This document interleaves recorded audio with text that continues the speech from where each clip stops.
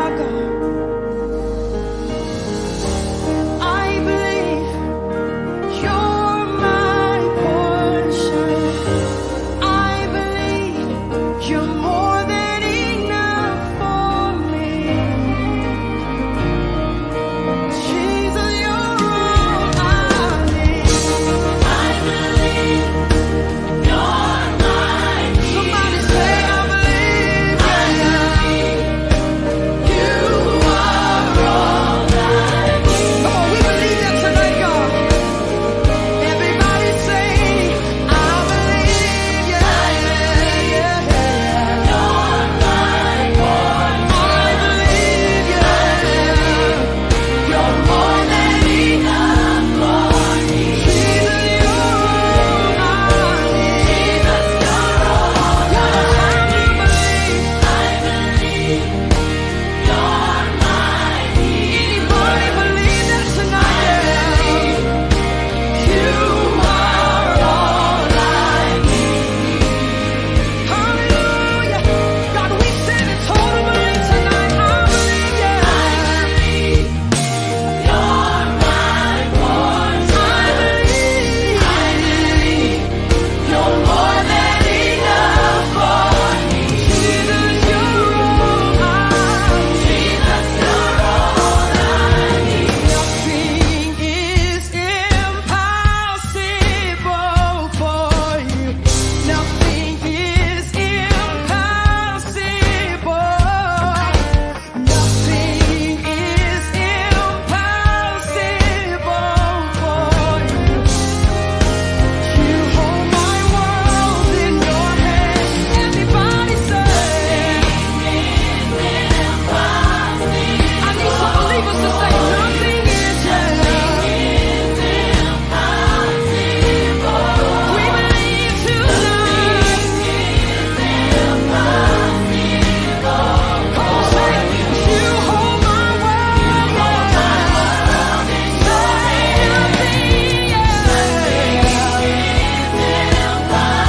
Somebody lift your voice and say, nothing.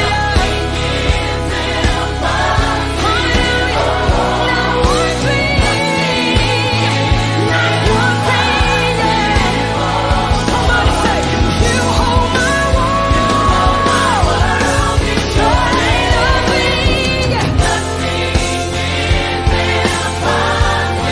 If you need healing, He can do just that. If you need deliverance, He can do just that. Somebody say, you hold my world. Say it again, say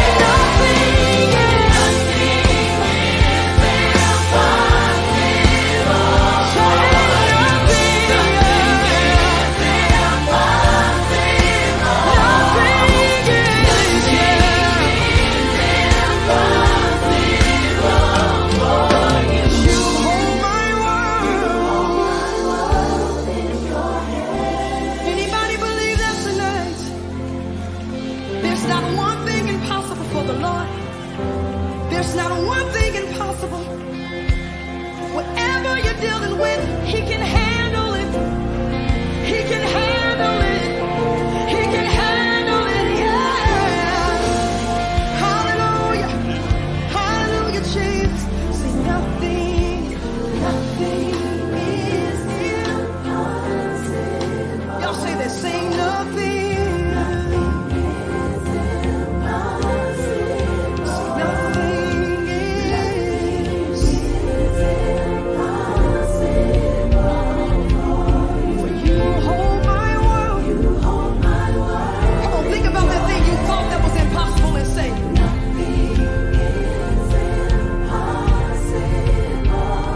whatever it is. Say nothing is. Everybody say, you hold my world. Now can we just open up our mouths and bless God? Come on, somebody open up your mouth and bless Him. Hello. Hello, hello, hello. Good afternoon, everyone. Happy Monday. It's so good to see you all. Well, to have you all joining me live. And yeah, huh. Yeah, it's Monday. I'm sorry, y'all. I feel like my brain just kind of getting a little fog from here and there, especially with carrying this second child. So y'all bear with me. But I am so thankful for the second, not the second, but I'm so thankful for this Monday. Excuse me. Well, I guess it is the second Monday in April. I'm thankful for the second Monday in April, but I'm more so thankful for you to take the time out to tune in to the healing room, where our goal is simply for us to just heal together. So I want to thank you for joining in. I want to thank you for being willing to come in at your own risk and have this conversation with me. Come in, Zoe. Excuse me, my daughter's at the door. So I'm going to let her come in for a minute. But she was at the door. I was going to let her come in because I think tonight it might be good to have her for a few minutes at the beginning because I'm going to talk about something tonight. So I didn't put the topic out there like I normally do. I put some pictures for us and a quote for us to kind of get our brains turning and working. But before we get started, I want to encourage you, if you enjoy the healing room, if the healing room is blessing you, if this is your first time tuning in to the healing room, I want you to like, I want you to share, and I want you to feel free to comment during this live broadcast. We are here to have the conversation, whatever that conversation may be. And it is not a conversation if we're not interacting together. So I want you to feel free to comment, I want you to like, and I also want you to share. And if this is really blessing you, and you want to give this information to someone else, then tag a friend. There's nothing like sharing some good healing information with a friend, someone that you love and care about. So please like, share, and comment, but also tag a friend. Say, hey, girl, hey, bro, go check this broadcast out later. And as I said at the beginning, our overall goal in the healing room is for us to heal together. So this is not therapy. I am a therapist, but I am not taking the place of your therapist. I'm not giving you therapy right now. We're just having a therapeutic conversation, and we're getting some information and we're getting some knowledge, and hopefully we're getting some understanding about ourselves and maybe even about others. So I want to encourage you to, the goal is healing, but also I want to let you know that I am not giving any type of therapy. So that's what I wanted. I always want to give that disclaimer before we get into the conversation. And of course, we always provide space for questions. So if you have any questions towards the end or during the broadcast, we will make sure to address them. We will make sure those questions get answered. Okay. And I want to also put this as well. We may be discussing some very sensitive information. So at any moment you are triggered, at any moment it brings up some feelings in you, please exit the live and find a family, a friend, or a professional to consult with. We know that sometimes conversations can be heavy, and we want to make sure that you are overall taking care of yourself.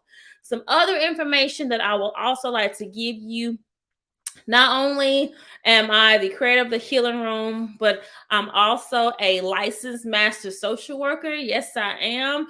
Hopefully soon I'll be done with my hours. Again, I'm not offering any therapy, even though I am a therapist, but I always like to put this disclaimer out there that I am a licensed master social worker. So some of the information I do talk about is actual stuff that I do in practice on a daily basis.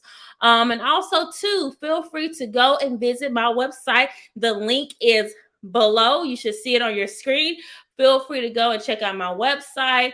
It has some information on there. It has a way to keep in touch with me on my social medias. And it also has a request form on there as well. So if you want me to request me to come, to speak at your, whether it be your church, your ministries, organizations, whatever, about mental health. If you feel like maybe sometimes your church staff needs training, needs information. We did a mental health symposium at Good Shepherd Church of God in Christ in September of this year, and it was great and it was very informative. And we even offered continuing education hours for social workers. So hopefully, I'm definitely I'm hoping to do it again this year. We did it in September. I'm having a baby in September, so I don't know if it'll be this year, but I'll definitely hope to do the symposium again because I think it was a great way to be informative.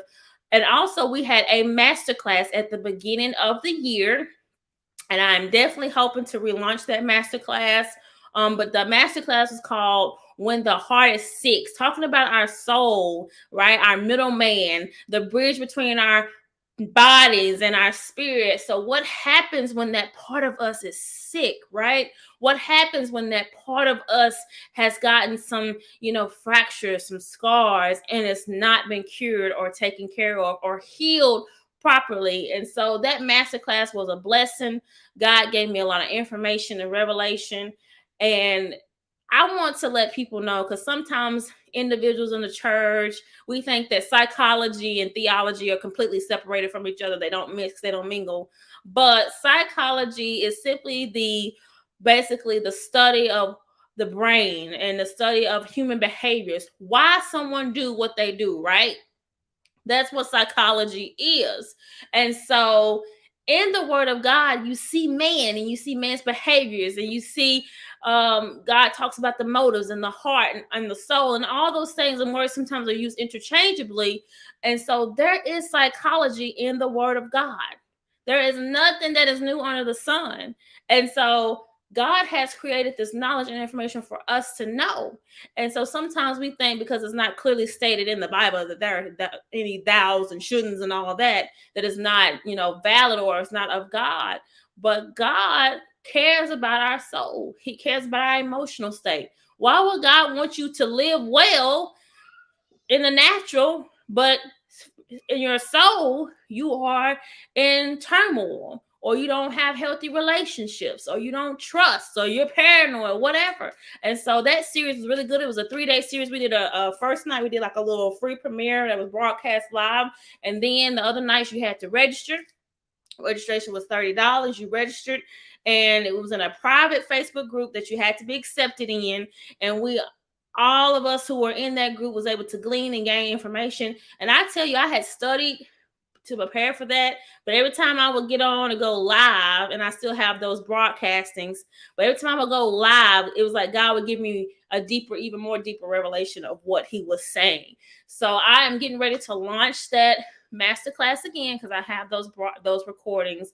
And so just be on the lookout for that. You will have to register for it in order to be a part of it, but just definitely be on the lookout for that information, right? Because God wants us better. He wants us whole. He wants us healed.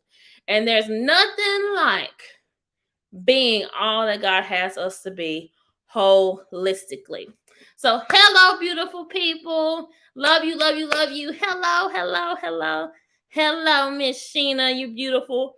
And I want to say thank you again for y'all all tuning in. So I'm going to open up with this quote that I had put on my story, and I had you all to guess what I was going to be discussing.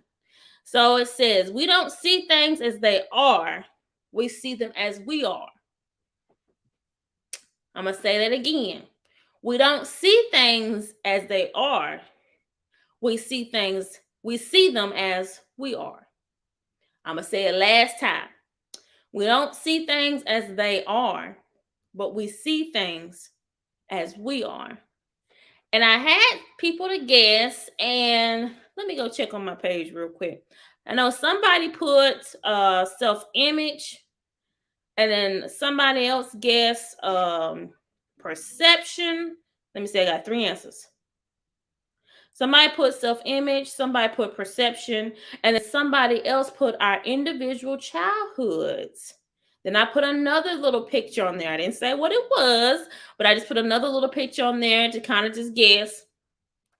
So I want us to talk about tonight, I want us to look at our inner child.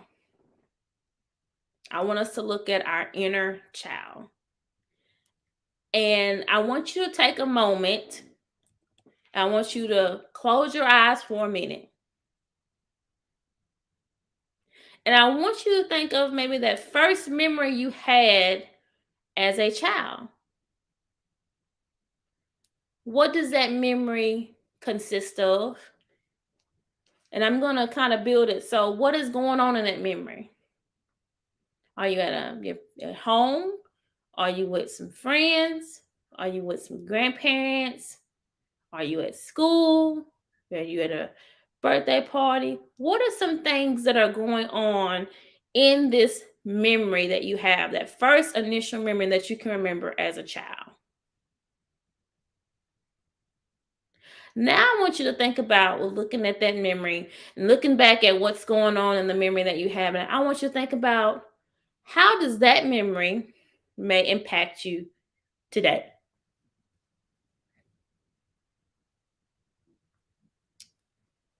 How does that memory you had as a child maybe impact you today? And remember, we're having conversations here. So I want you to be commenting in the comment section. So if anybody wants to share, feel free to put it in the comment section. But how was that memory as a child impact you today? So,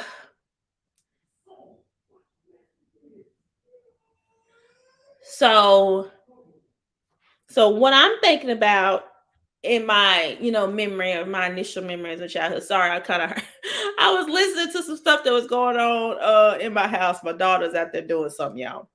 But so the memory that came up in my mind when I was thinking about this, when I was going live, is first memory that I had that came up for me. And I have to be all out in transparency here. I think the first memory that came up for me, it was a physical altercation between my mother and my father. I think that's the first one that came up to me. And I remember at that child looking at that, and I won't go into detail for that with that scenario, but it was a pretty I say intense situation that went on. That the first memory that I thought of, I think I was around the age of 4 or 5. That first memory that came up in my mind, and I remember thinking about how that memory impacted me today. I remember feeling like in that instance, and it has carried on into my adulthood, feeling emotionally responsible for people, feeling physically responsible for people as well. And it's something that those people, those little people in us, the child in us, or the inner child in us, is something how we can go throughout life and how that inner child can come back up again. I'm gonna share. Just last week was a week for me, y'all. It was a week. It was just a long week. We were busy at my job. I work at the counseling center at Mississippi State University's campus, and things are kind of wrapping up for the semester, and so it was just busy. From like Monday to Friday, I was just busy. When it got to Wednesday, I was like, man, I'm exhausted, and it's only Wednesday. I got to get through Thursday. I got to get through Friday, but last week was a lot of just different situations where it was triggering some emotions in me. And so there were situations that were happening, particularly between me and my husband, nothing bad or significant, but there were moments where I was having feelings of not being like top priority, or not feeling like a choice. Right. And I realized that those feelings come from me feeling like my daddy he didn't choose me. And me feeling like my daddy would choose, women, alcohol, or whatever over me and my sister. And so when I was having all these reactions, I was like, what is going on with me? I don't know if y'all have ever done that. You've ever had a situation, you're like, what is going on with me? Why am I acting like this? It's okay. I know everything's gonna be okay. Why am I doing this?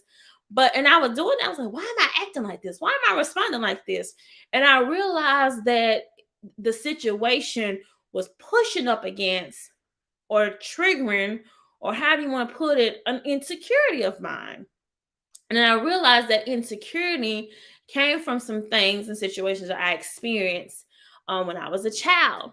So I want to read this to you, and hopefully you all can still see me. But I recently have gotten a book. I like to use my Kindle book now for Amazon.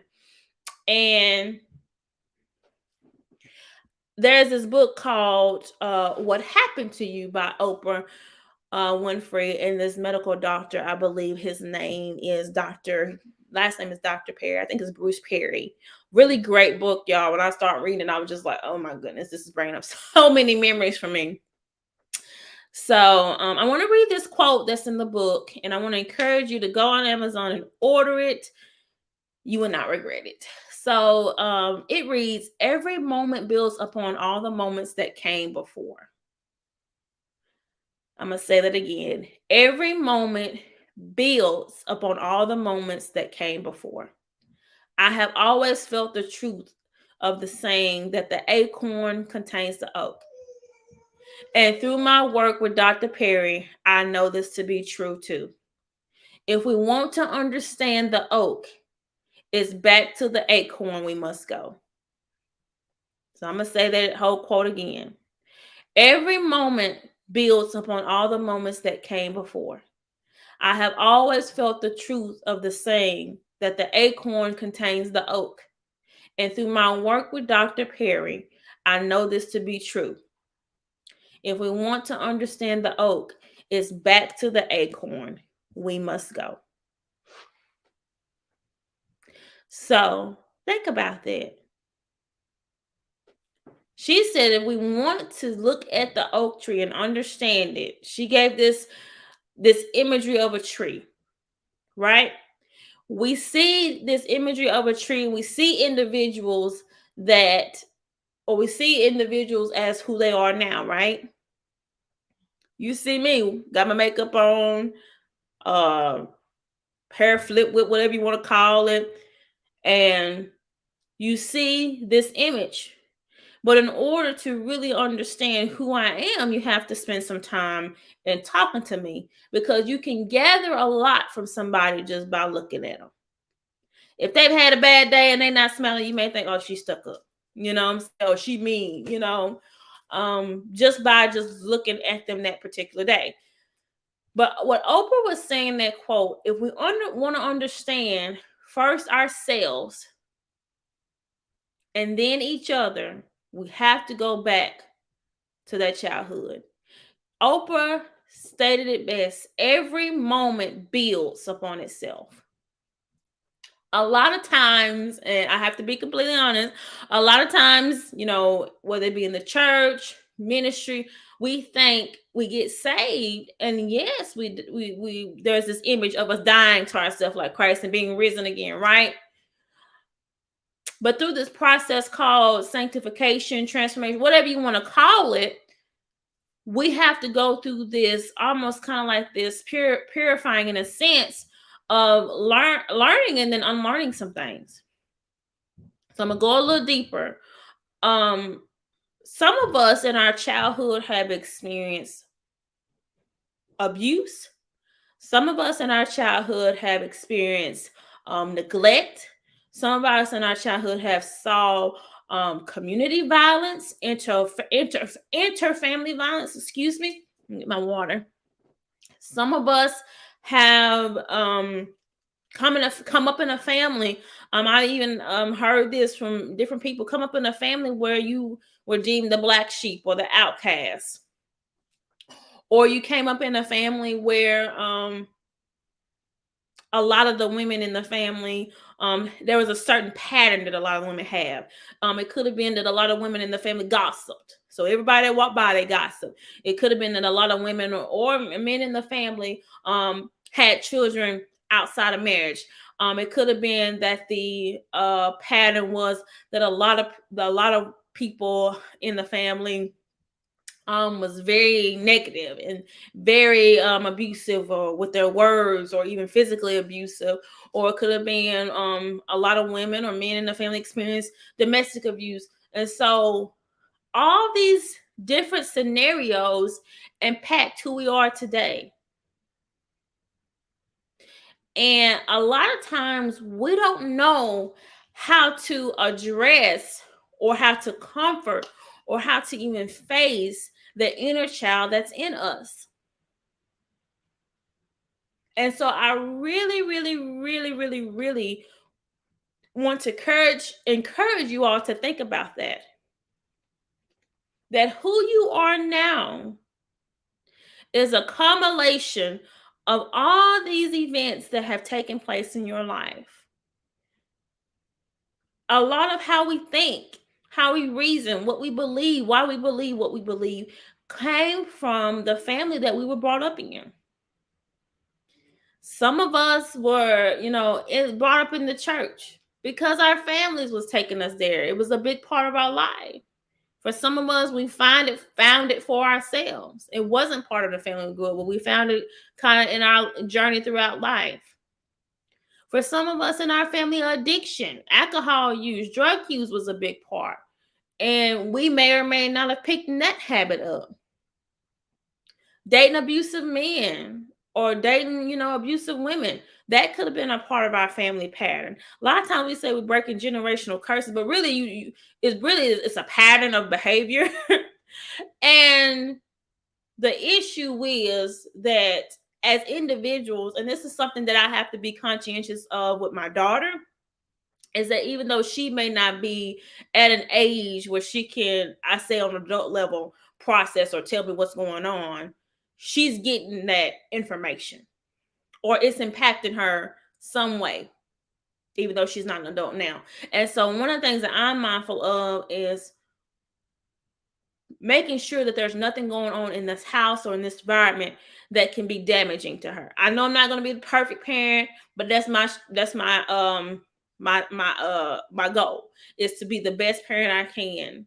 And so a lot of this I feel like made me very conscious of the things that I don't want to hurt or damage my child was because of some of the things that I experienced growing up.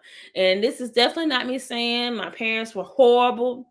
This is me saying I accept that my parents did the best that they could with the information that they have. And that's what I want us to do on tonight. I want us to get to a place where we can accept that even though some things happen, right? That we are not, that we may be angry about, we may be upset about, because now I'm an adult and I have to deal with the ramifications of what happened to me or the repercussions of what happened to me or the residue, however you want to put it, of what happened to me. And I didn't even do it, right? It was done to me or it was done around me. And now it has affected me or impacted me. And now I have to figure out a way to unpack it. I have to figure out a way to heal from it. I have to figure out a way to live and be a healthy individual, even with something that could have been damaging or detrimental that happened. So y'all stay with me. I know it's kind of heavy. So we're looking at the inner child in us. And one of the things that is so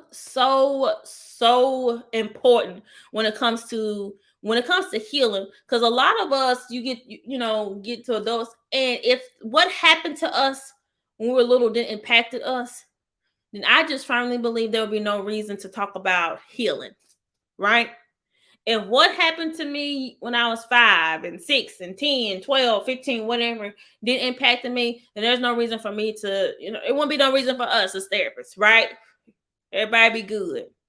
But the truth of the matter is there's some things that happened to me. And I've counseled all different types of people. I've counseled people with a lot of money. I've counseled people who don't have that much money. And one thing that I can say across the board, doesn't matter if you came into a single parent household or a 2-parent household, most of the time we have experienced something growing up that maybe have impacted us in a significant way. Some of us, the damaging thing when we're unaware to acknowledge that inner child in us is the denial. A lot of us don't want to give that inner child in us the permission to heal and to feel, because we're afraid of offending our parents, or we're afraid of offending the people who are around us. But healing has to do with you. That's had nothing to do. I'm just it has nothing to do with the people around you. And the reason I say that, because if you're basing your emotional healing, your emotional well-being, if that's contingent on if your mother, your father, or whomever that hurt you or offended you apologize, then we may not ever get the healing that we need. But if I make a decision to say I'm going to go through the process and heal, regardless if they ask for forgiveness, regardless if they come back, that's something that I had to do as it relates to my dad. So growing up, it wasn't that I didn't know who my dad was. I knew who my dad was. He was there for a period of time. I do remember him coming to get me and my sister. I feel like I remember him coming to get us either every weekend or every other weekend. But I feel like there was initially some consistency there. And then I felt like as a child, and I can only speak from my perspective, out of nowhere, it stopped. Don't know what happened, but I just felt like out of nowhere it stopped. And so one of the things that I had to do growing up is I had to accept that my father may never be the father that I expect him to be. I'm going to say that again.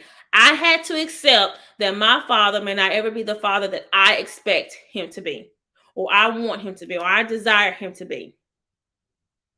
And sometimes we have to make that vow to ourselves, that I accept that my parents, my family, they may not be what I expect them to be. They not be what I want them to be.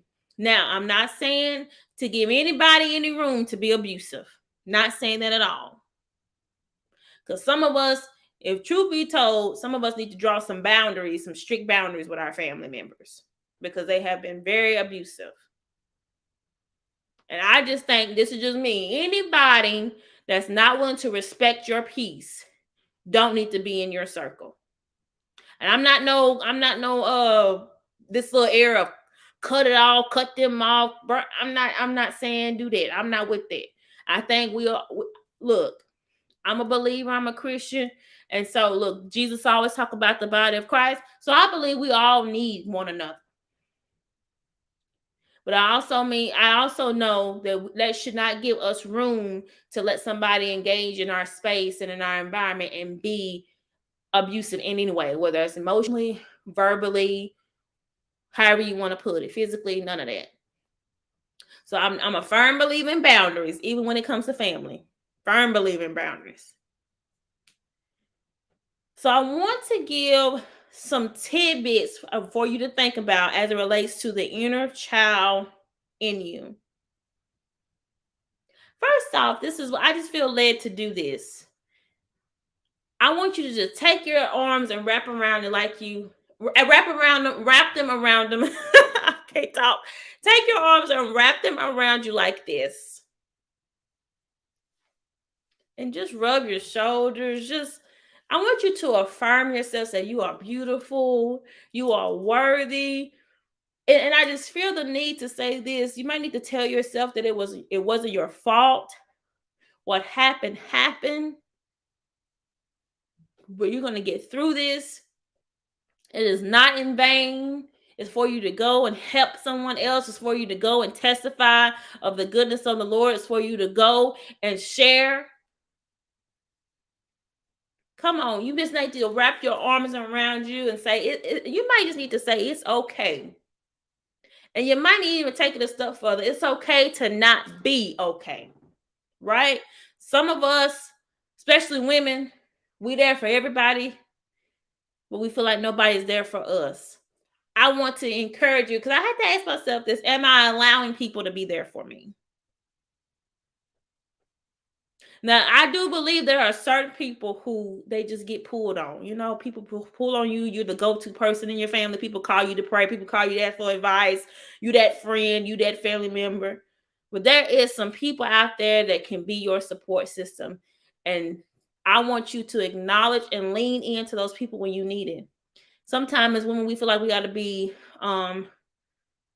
what is it? Is it Captain Marvel? I don't know. That woman whatever. We gotta be superwoman. I'm just gonna say superwoman. We gotta be superwoman. But even Superwoman needed a sidekick. Even Superwoman needed somebody, okay? So I want to encourage you to acknowledge the help you have. So continue to just love on yourself and say you are worthy, you are important, you are deserving. A lot of times we feel like we don't deserve anything good because nothing good has happened to us, right? But that is a lie. We are deserving. We are worthy of love, right?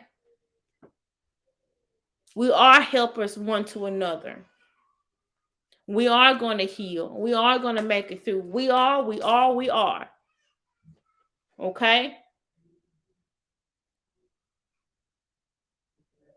So I want to give you some things to think about when it comes to healing the inner child. And like I said, I'm not going to go into too depth because like I said, this is not therapy, but I love to have these spaces where we can talk about these things. And the reason why I want to talk about this because April is Child Abuse Awareness Month. And so there's so much that goes on when we look at the abuse and neglect of children. And some of us, if we be honest, we had our own traumas growing up. We had our own situations that happened.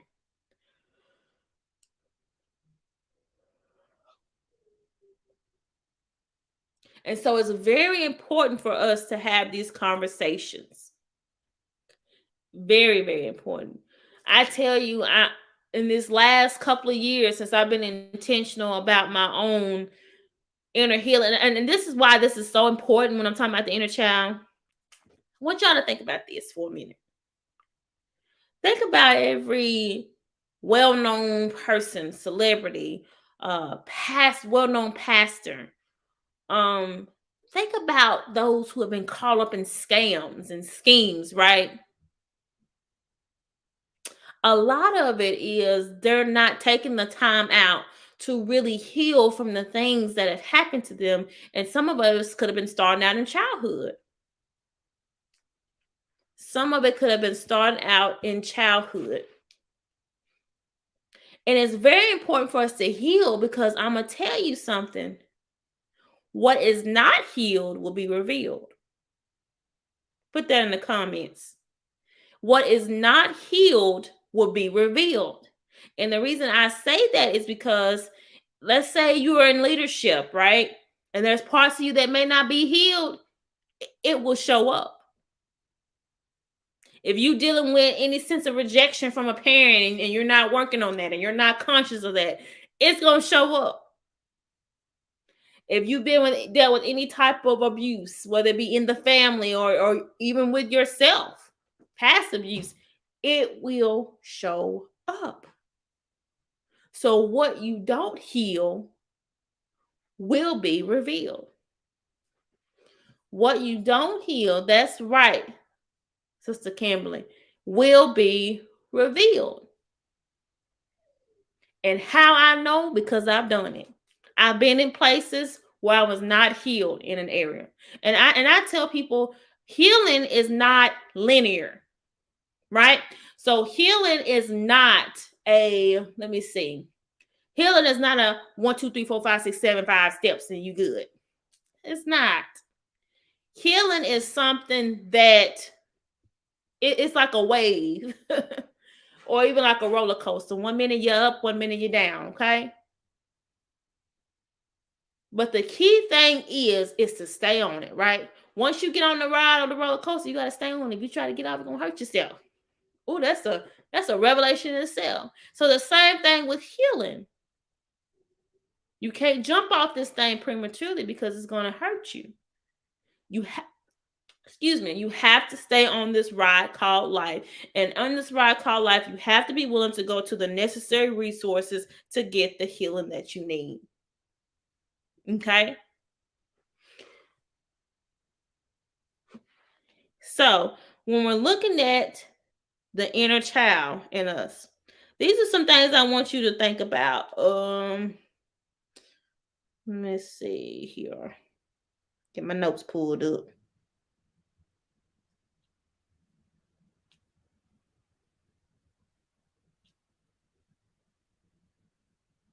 So these are some things I want you to think about when it comes to healing the inner child.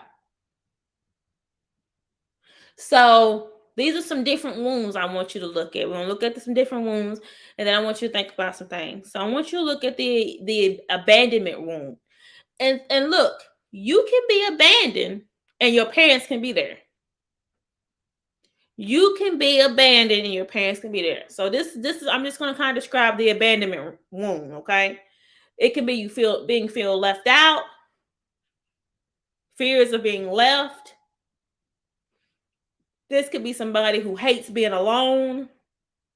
This could be somebody who's codependent. So a codependent person, the best way I describe a codependent person is they are an individual who likes to feel needed. That's the best way I can describe a codependent person. Somebody who likes to feel needed, right? Abandonment wound can be somebody who may even threaten to leave. And normally somebody who may deal with the abandonment wound, they may attract somebody who is emotionally unavailable. So they may attract people who are emotionally unavailable because they just want to feel needed. And sometimes the people who want to feel needed are the ones who do the most. So I have to check myself because I have dealt with some abandonment, growing up as well. But I have to check myself when it comes to meet new friends that I'm not wanting to feel needed, that I'm not giving resources automatically because I don't want someone to just take advantage automatically of my resources. I want them to actually get to know me as a person. So another wound, so the first wound we talked about was the abandonment wound. Another wound is called the guilt wound. So this is somebody, and we're talking about our inner child that may show up in our adulthood. So the guilt wound is somebody who may feel sorry or bad. And you may feel sorry or bad for no reason, right? You may feel sorry or bad when the other person is wrong. A guilt wound, someone who also has a guilt wound they may not like to ask for things. They may think, well, I don't really need that. I don't have to ask for that. I can go without that. They could also be somebody who use guilt to manipulate. And it could show up like, well, if I didn't have to deal with this, then this wouldn't happen. Or if you wouldn't have never done this, I wouldn't be dealing with this. So it can make somebody use guilt to manipulate. Another person or another way a guilt wound can show up is somebody who's afraid to set boundaries. I can't tell you how many adults I have counseled who are so afraid to set boundaries. They can be so unhappy with whoever it is, and they're afraid to set boundaries. And normally those who have a guilt wound, they attract people who make them feel guilty. So we talked about the abandonment wound, talked about the guilt wound. Now we're talking about the trust wound. So the person who may have a trust wound, and this is from their inner child, is afraid to be hurt. And normally if someone is afraid to be hurt, what are they going to do? They're going to be very defensive, very closed in, right? Somebody also with a trust wound really don't trust themselves. So this may be somebody, how did I let this happen? How could I not see this coming? Etc., etc., etc. Another trust wound, they find ways to not trust people. Have you ever been around someone, and we're talking about these wounds that come up, that happen when we're in our inner child, that show up in our adulthood. But have you ever been around somebody that say, this is something I hear so much from women, and it just surprises me. I don't really like women. I like to hang out with men because I get along better with men, and I don't really get along with women. And I say to myself, how you not gonna like what you are? Y'all ever heard that? How you not gonna like women and you are a woman? And so what I had to learn, sometimes we gotta listen to what people are not saying. Better yet, listen to what they are saying, but what they're not saying. Does that make sense? So when somebody says, well, I don't hang out with women, or I don't hang out with these types of people, or I don't, hang out with this. I even heard somebody in my time of, and providing therapy, I've heard an individual who is a African American who say they don't hang out with African Americans. They get along better with Caucasian or white people. How you not gonna like something that you are, baby? So what I realize is that what people are saying is it's not that they don't like them, they don't like hanging out with these people, is that they've been hurt. I'm a woman. If I say I'm a woman, I don't hang out with women. I've been hurt by women. So therefore, to keep myself from being hurt again, I'm just not gonna hang out with women. Y'all follow me? Or this individual that I heard, I don't like. I'm African American, but I don't hang out with African American people or black people. What they're really saying is I was bullied or picked on or whatever by people who are my race, and it hurt me. So therefore, I don't hang out with them. That's what they saying. So you got to pay attention what people are saying but are not saying, if that makes sense. So trust. So we talked about trust room. Another thing in the trust room is they feel insecure and they need lots of external validation. They need lots of external validation. And this may be someone you may think, man, they got it going on. They this, they that, boom, boom, boom. And but they need a lot of external validation. One of the things I have to be careful of is because one of the things that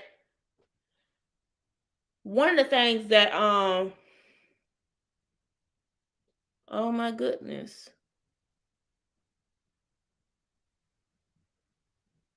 If someone can, I don't know if Superior Patton is on, but someone has put a comment in the chat. So I don't know if Superior Patton is on, but there's an individual named Michael Carey. If you can please call and check on him now. It looks like he needs some assistance now. So if you can please call, if Superior Patton can please call this individual named Michael Carey, looks like his name, look like he is in significant distress. If you can please call and check up on him now. Okay. So Michael Carey, if you are still watching, please give her an opportunity to give you a call. And also please remember the disclaimer at the beginning of the live. This could be some very sensitive information. It could be very stressing. It can be very triggering. So please, ma'am, please, sir, please, ma'am, please, sir, please call your support. Okay. So Michael, if you're not able to get in touch with Superior Patton, then please call your support. If you don't have any support, then please call 911. If not, then please go to the nearest emergency room immediately. Okay? And that's for anybody. If you find if you find all this pushing up against something is very uncomfortable, it maybe be distressing, please go and get the necessary help you need. That's why I make all the disclaimers before I do this, because this is some heavy stuff. But I do like to do these things because I want to open it up for discussion. So I'm going to leave that there. Someone did ask a question, says, why do I get along with older women better than younger? It could be maturity level. So that could be it. And sometimes it could just be more than that. Sometimes we have to take time to really sit down and sit with ourselves. So please consider that as well. I found out too that like my best friend of 11 years, me and her, our birthdays are 3 days apart. We was born the same year. Mine's February the 8th. Hers is 3 days after mine. Born the same year. We get along great. Then also too, and I have other friends too that are around my age, but I'm also like, I have friend, like I have this one of my friends, she's my best friend. I think she turned 40. Her birthday was in October. Okay. So give me 1 second here.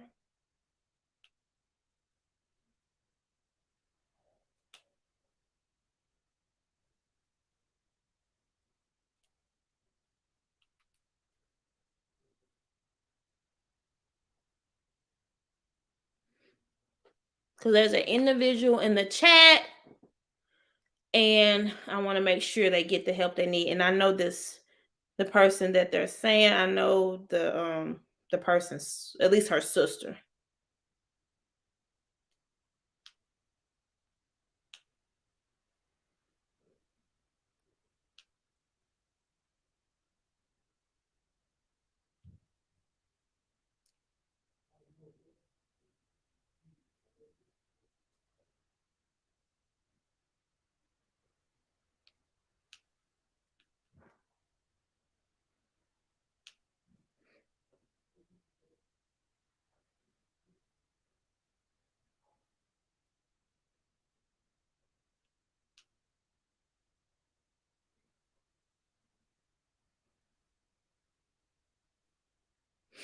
Okay, so I just sent a message to the individuals that they're wanting, sister. So Michael, if you could bear with me, I just sent a message to Superior's sister.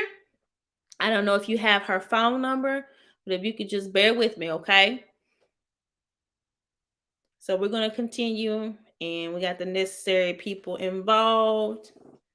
Um, yes, definitely be praying, but we definitely got the necessary people involved. So Michael, if you could just give Superior a second to call, and if you do not have her number, I do also want to give you a resource to call as well.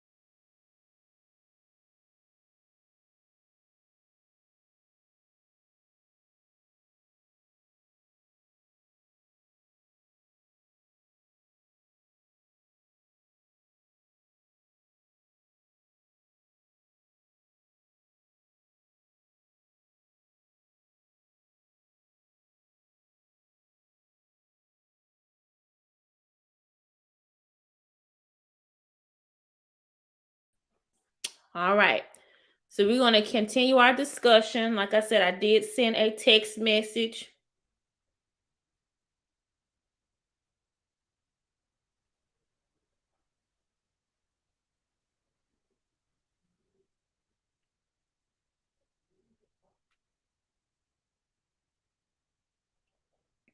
So, Michael, I think the individual, thank y'all for praying, but I think the individual is on the phone right now with the person that he was requesting. So I'm glad that he's getting to talk to somebody, help. But also too, Michael, I don't know if you're still listening or you still got this broadcast up. Don't be afraid to go and get any professional help that you need as well. And do know that you have people who love you and care about you. And I'm thank God for Superior and all that work that she's doing in the community and the people that she's reaching and touching. Also keep her lifted up as well, because y'all, it's a job. It's a task, it's a calling to be a healing to people. You know, we all need healing, but it's a job, it's a task to be a healing to people. So y'all keep her lifted up as well, because people are here in need and people are hurting as well. So we thank God for her and the work that she's doing and her family. Also, Michael, we thank God for you as well and know that you are loved and you're cared about. So yeah, anytime like that something happens, we're gonna keep it pushing. I got the resource, I got numbers right here, baby, lined up and ready to go. So here we go. So again, so we talked about the abandonment wound, the guilt wound, the trust wound. Okay. Another issue with the trust wound, or somebody with the trust wound, we're talking about the inner child and how it can show up. Another issue with the trust wound is these people sometimes they may not feel safe. And it could be that there's nothing going on in the environment, but think about it in your inner child. If something happened growing up, if something was traumatizing, whether it's an unsafe neighborhood, violence in the family, anything like that. If something was traumatizing, then you may deal with not feeling safe, and it may even be growing up. And sometimes the people who have trust wounds may also attract people who don't feel safe. Okay. So we talked about the abandonment wound, the guilt wound, the trust wound, and now we're going to talk about the neglect wound. Okay. So the neglect wound, somebody who has dealt with neglection or being neglected. Is neglection a word, y'all? Y'all bear with me, y'all. I feel like I don't know if it's y'all ever heard of baby brain when a woman's pregnant. I'm my mind. I'm not gonna speak anything on myself, but I'm just like what? I've been saying even today at work. I'm like, is that a word? But those who have been neglected, they can struggle with letting things go. Have you ever done this yourself or met somebody, and it could be a family member, a friend, and y'all have had a disagreement, whatever, you apologize, and they bring up what you apologized for 6 months ago. Now, I'm not saying just forgive and forget. I think that's a slogan that we use a lot for in the body of Christ. You just need to forgive and forget. We weren't given that type of capacity as humans to just forget, right? And when there's a wrong in a relationship, sometimes you have to work on reconciliation if you choose to. Now, I'm an advocate for telling people you choose how you want to forgive. You can forgive and not have a relationship with the person anymore. You can forgive and choose to reconcile. So either way, it's just up to you. So a lot of times people who dealt with being neglected, they have a hard time letting things go. They have a low self-worth. Look, everybody around you can think, girl, you the bomb, you are dope, you got it going on. But you yourself don't think that.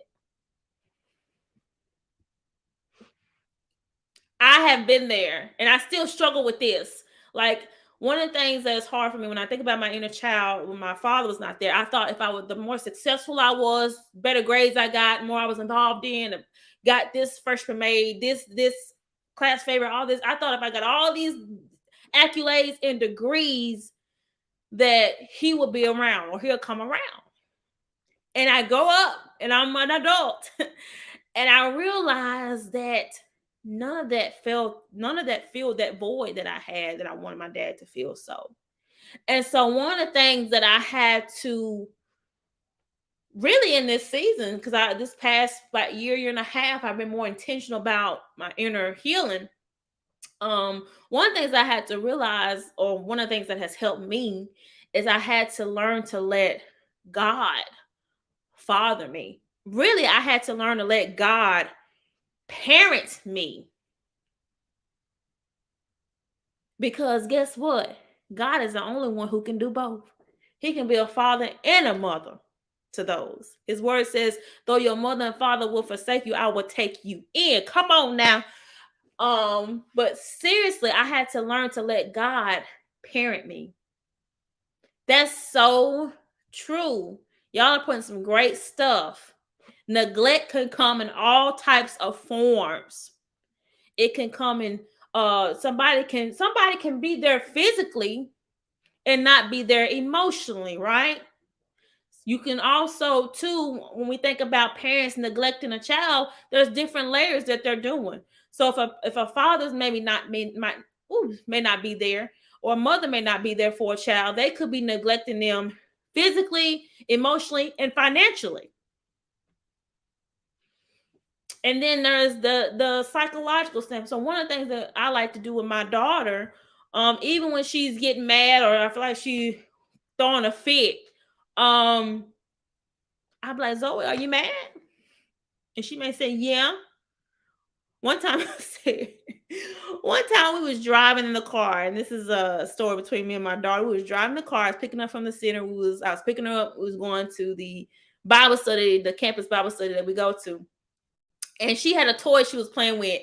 I don't know if y'all got little small kids, or you remember when your kids were small and they be in that car seat in the back and they drop that toy or they drop food or whatever. And they be like, Mommy or Daddy, help me. And I'm like, I can't reach back there to help you. But anyway, so one time I was driving, it was just me in the car. I went to go pick up. We was headed back to a Bible study. We was headed to a Bible study. And okay, good. Thank you, Superior. And love you too. Let me know if you need anything. Just message me if you need anything. But she dropped her toy and she said, Mama, I dropped my toy. I said, Zoe, Mama's driving right now. I can't pick it up. I said, well, we'll get it, when we stop or whatever. She said, Mama. I said, yes, Zoe. I'm angry. And I said, you angry? She said, yes, I'm angry. I said, why are you angry? I dropped my toy. I said, okay. And this is what I said. I said, Zoe, you can be angry. You can have these feelings. You can have these emotions, but never, I said, don't act the fool. That's what I said. I said, don't be acting the fool when you get mad, angry, or whatever. And she said, yes, ma'am. But I'm just sharing this because I try my best to make sure that I'm not neglecting my daughter on any level. And my husband do the same as well. We try to ask, hi, okay, we acknowledge, okay, you mad? Are you mad at mommy? Are you mad at daddy? You sad? And some stuff is like, okay, you just be mad at mommy. You just be mad at daddy. We love you, but this is what we're going to have to do right now. And some of the stuff we do try to be understanding as well. So I can have a whole live on parenting in the Black neighborhood. Y'all may not like me on that one because there's a lot of stuff we do in the Black neighborhood. Well, I'm going to say Black. African American culture, maybe that's more professional, proper, whatever. But there's a lot of stuff that we do in the Black neighborhood as far as it relates to parenting that is really not healthy. See, I got real calm when I said it. It's really not healthy, okay? And what I mean is, this is something, I'm going to say something we do in the Black family, in the Black community. I may do it in the white community too. I don't know. I'm Black, so I was raised Black. You know what I'm saying? But this is something that we do in the Black community. Okay. Or that I experienced being raised as a African American or Black child. Suck it up. Dry those tears up. It's like you whoop us. I ain't gonna say us, but you whoop your child. And I'm trying to make sure I haven't done that. I'm really thinking because I want to make sure I'm checking myself too. Have I done that?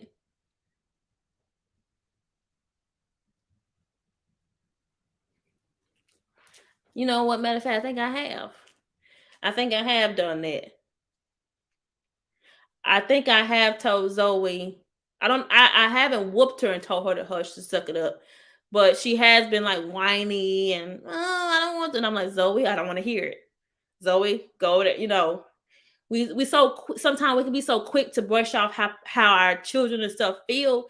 And what we're doing is we're creating this environment where it's not okay to talk about feelings and emotions.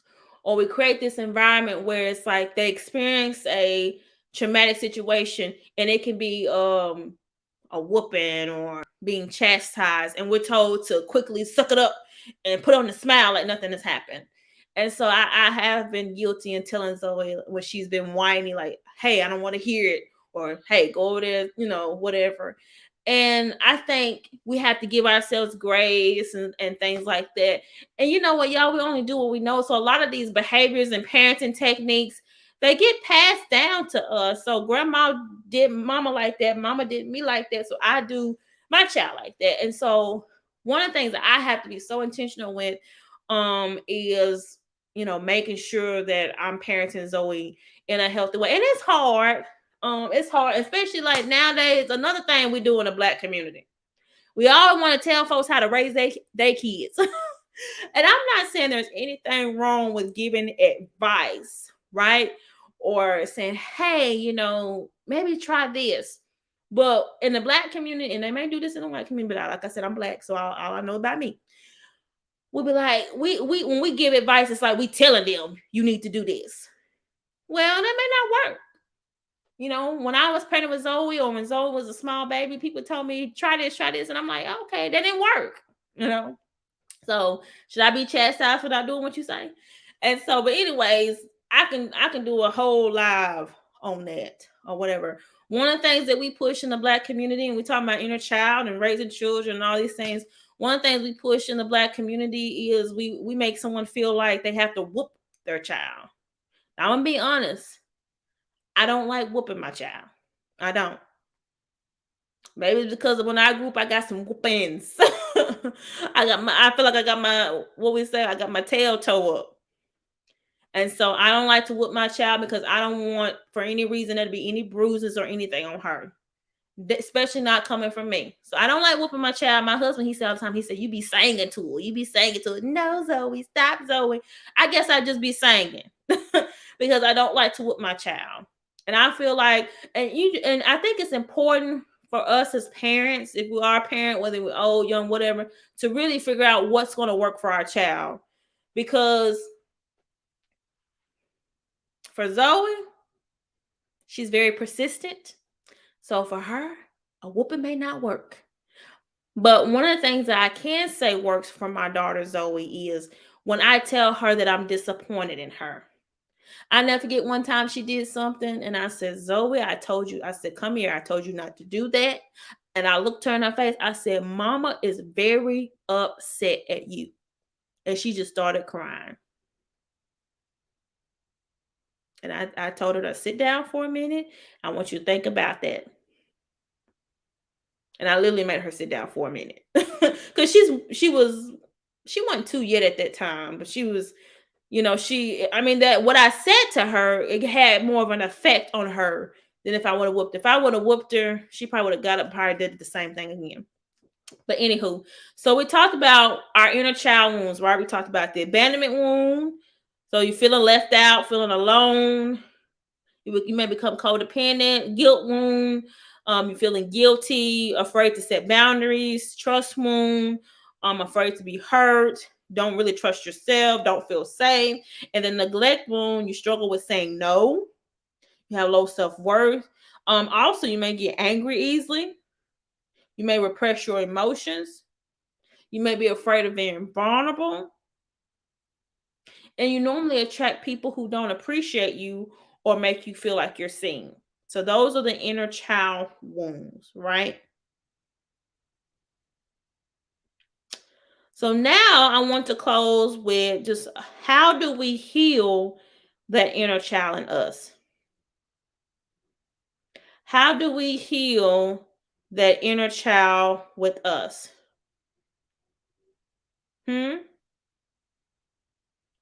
First thing, this is what I'm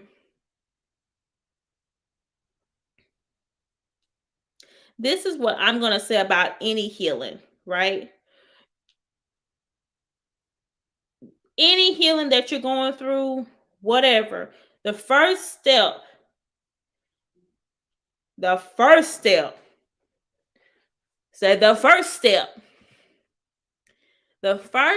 to healing that inner child is acknowledgement, right?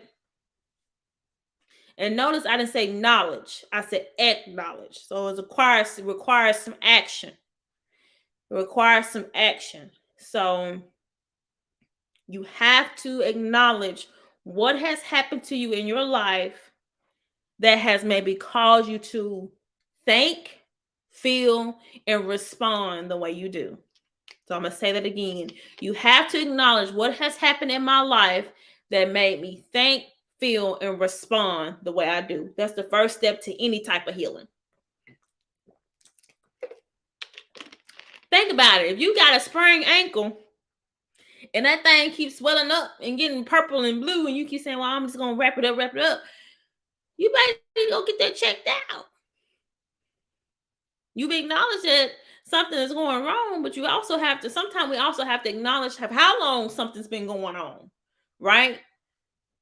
So it's not just acknowledging that something is going wrong, but sometimes we gotta acknowledge how long it's been going wrong. Okay. So these are some ways, and not all may apply. Maybe only some may apply. So these are some ways that you can help heal your inner child. First thing you have to do is connect with your inner child. That's the first thing. Connect with that. Look, I remember one time, I was on the phone. I think I was on the phone with my sister, my biological sister, and I was trying to encourage her, like, "Hey, go do this, go do that." I was telling her to go do something, and she was like, "You just being pushy or whatever." And then my husband, he heard the conversation, and I got a phone. He said, "You can be pushy."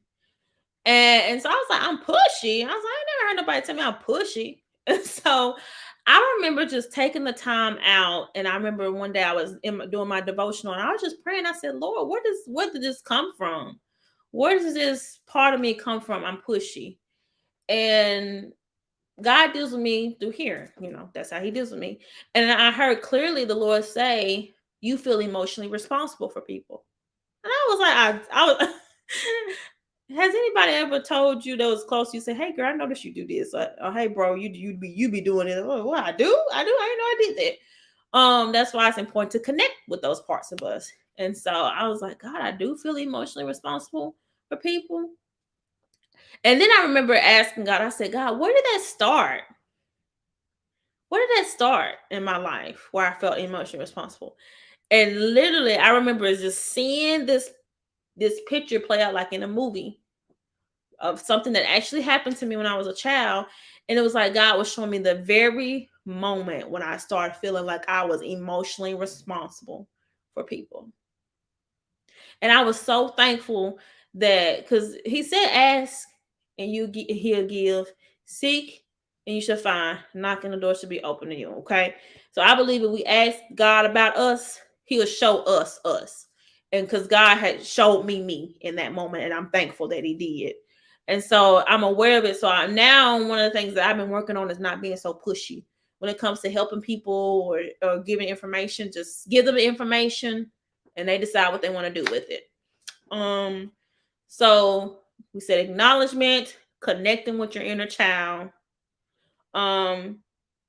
It's also important to apologize to yourself.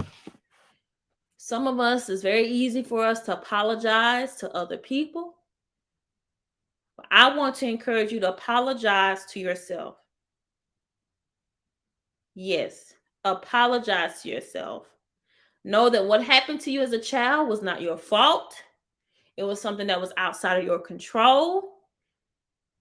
So apologize to yourself. Now, when you become an adult, that's another thing. Even though we have behaviors and we do things, we make decisions because of what happened to us. When you become an adult, you become responsible, which means you're going to have to be accountable to your actions. Okay. So remember, we said 1, acknowledgement; 2, connect with your inner child in you; 3, apologize to yourself. I want you to say number 4, pay attention to your feelings. Number 4, pay attention to your feelings. So 1, acknowledge; 2, connect; 3, apologize to yourself; 4, pay attention to your feelings. Pay attention to your feelings. I don't know about y'all, but last week when I was having it was a challenging week. I was tired, so I was dealing with some fatigue, and then work, and then it was just a lot of personal things going on. But I realized that I had been going so with work that I didn't really, when I had that moment of release, and it wasn't that I exploded, but when I had this moment of release, well, maybe I did I wasn't yelling or anything, but I was highly frustrated, and it showed in my communication. So I remember when I had that moment of release, I was like, man, I need to sit down more with myself. And so one of the things I have to do is I have to journal, I have to pray to release, because I am a counselor. God has created me to be an intercessor. And so that's what counselors are. We're intercessors, whether you want to stick that term or not. I mean, we're intercessors. We're the bridge for people. We're a bridge for a lot of people. And so a lot of times my capacity is filled with from talking and speaking with others and, in their different situations and circumstances. I have to find some way to release that. And so journaling and prayer and meditation is something that really, really helps me. And so when I finally sat down and journaled and what was going on, I was like, man, that's what it is. That's what's going on. And I remember when I was able to figure out and process, I was like, wow, I need to share this with the person that I, kind of had that releasing moment with. And I did, and they was able to hear me out and receive it. And so we have to pay attention to our feelings. Some of us as individuals, we don't know how we feel about certain things or why we respond about certain ways because we've done it for so long. Okay.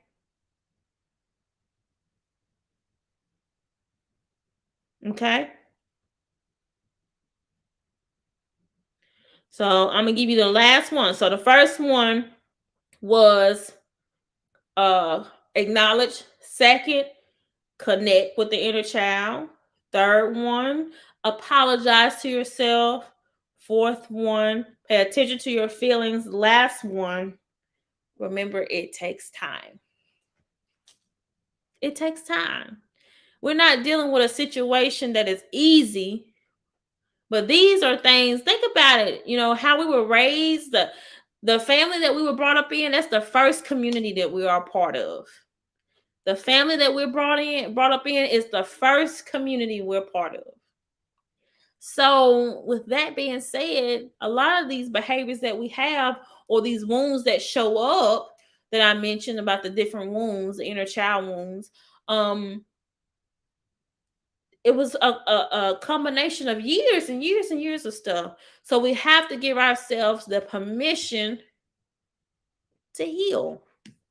We have to give ourselves the permission to also feel. Okay. So I hope this was a blessing to you. I'm just double checking my notes real quick to make sure if there's anybody that has anything that they want to say. I want to make sure I put that disclaimer back up there. So if this information is sensitive. So if you need to reach out to your safe circle of friends, please do that. And so I just want to take the time out to see if there is anybody who have anything that they would like to say.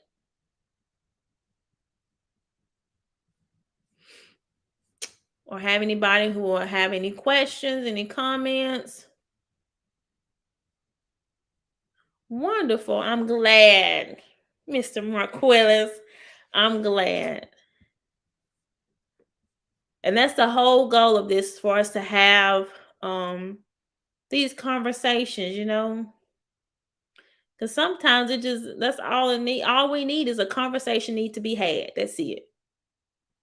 That's it. So we're all in this journey called life. Thank you, Auntie. Thank you, thank you. And even though I tell people, even though um even though I am a professional, I'm still learning. I am still learning. Okay. So I don't know all the answers, but I am definitely still learning. And I'm definitely learning from my own experience. So it's definitely a process. So I'm gonna give a little bit more time to make sure there's no questions. Y'all have any questions at all? And I'm so glad y'all enjoyed it. And so definitely keep me in your thoughts and keep me in your prayers. because it's work, y'all. It's work. And I have some things that I have laid up before the Lord, specifically regarding my, to me, it's not a career. Being a therapist is not a career, it's a calling. So um I just got some things laid up, some things that God has put in my heart, um, that I'm excited about. So just keep me lifted up in prayer. So if there's nothing else, I'm not going to keep you all. I feel like I kept you all long enough. But I just want to say, normally the healing room, we go live every second and fourth Monday of the month. So every second and fourth Monday of the month, we go live in the healing room just to have a conversation. And normally with different months, I try to see if there's any type of like special awareness holidays. And so April is Childhood Abuse Prevention Month.